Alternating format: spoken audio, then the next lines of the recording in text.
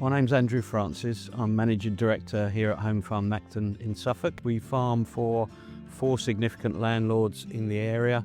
Of that 1,500 hectares total, about 200 of that is organic and the rest is conventionally grown. As climate is changing and we're having to deal with more extremes of weather, water management is absolutely core and central to our business. The motivation for the Beacons of Excellence is really about helping others understand, but if we want to talk to people about being able to maintain access to a precious resource such as water, we really need them to understand all the reasons that we need it. And something that Home Farm Nacton does very well is that community engagement.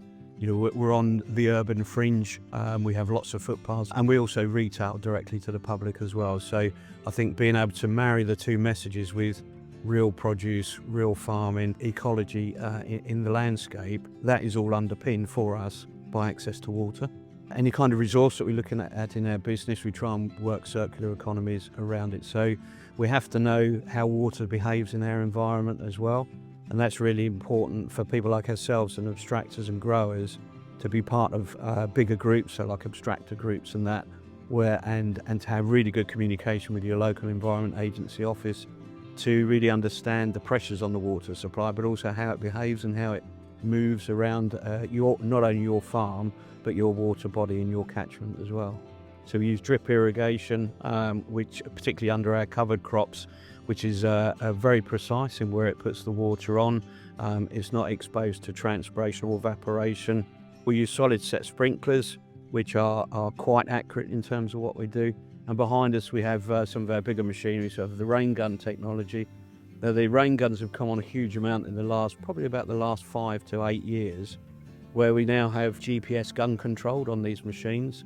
So effectively we upload the field map and that rain gun will go out, you can put it out in the field and it will know where all your boundaries are. So it knows where it is in the field and it will reposition the gun so that it doesn't throw water outside of the field area.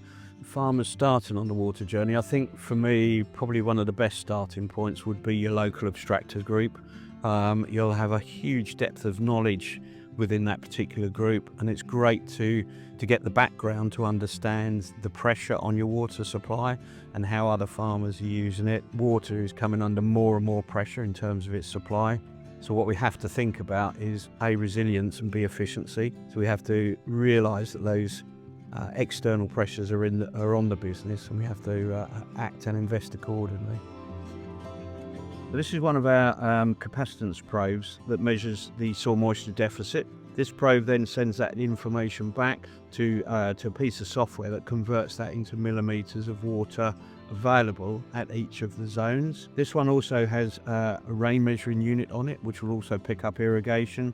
So effectively in there's like a little tipping scale. We can't think about things in isolation. We can't separate ecology from food production. We must bring it all together in a big picture, and we have to think of this circular economy approach and this holistic way of managing our landscape. The water flows through the catchment, comes down this river system and into here, which is known as the King's Fleet. We then have a licence that allows us to abstract any water that is surplus to flow, surplus to level. So that water comes back through here into this pumping station and is pumped up to 12 kilometres back inland. So it weaves its way through members' farms, diverts off into their reservoirs.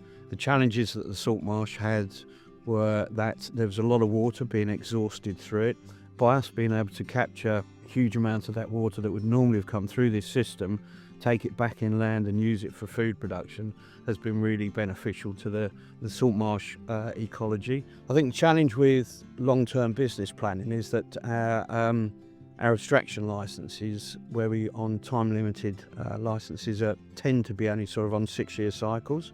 So we're looking to make 20, 30-year investment in the reservoir, but we have an abstraction licence that lasts 6 years. The two things are completely out of kilter. You know, if we're also looking at crop expansion or new crops or novel crops, or trying to displace imported crops, then those are really long-term business decisions.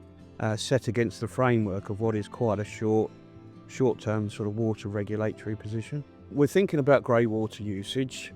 We have in the past used sun from the industrial park, which is just across the road from us. It's unpredictable, is the problem. It tends to come from flash flood events or very heavy storms, so it's not there for very long. So you have to have the capacity to be able to harvest it at speed. The other challenge is that because some of it is surface water, we're not quite sure what's in it. So I think there's really good potential to think about that as a source of additional water, but it needs to be in combination with some kind of treatment. So whether it's a biobed system, reed bed system, something that can filter the water naturally to a degree to clean it up.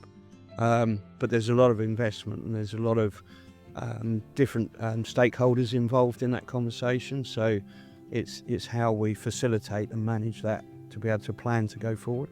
So behind us, we've got one of our 8 reservoirs that we use to store water across our whole farmed area. Rather than having one big one, we have sort of smaller strategic ones.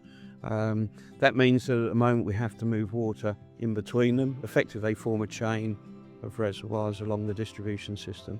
So I think being involved with LEAF is a really great way of reaching out to other farmers in similar situations. I've always found it a really good knowledge exchange network, particularly visiting demonstration farms and innovation centres. I think it's really important that we collaborate together as an industry. There would have been times when we've all been quite selfish about looking after our own businesses, but the pressure on our industry and the sector is such, and the need for us to have a joined up voice and have a really well weighted argument around food sustainability, food production within the UK, means that we must all come together and work towards common goals. So I think being able to help people, whether it's improve their knowledge or support decisions they might make, or just tell them some of the things that we've found out that work well and those that equally don't work as well, are usually even more valuable. Quite often the best learning, as the best lesson, is when you get it wrong, because you learn faster.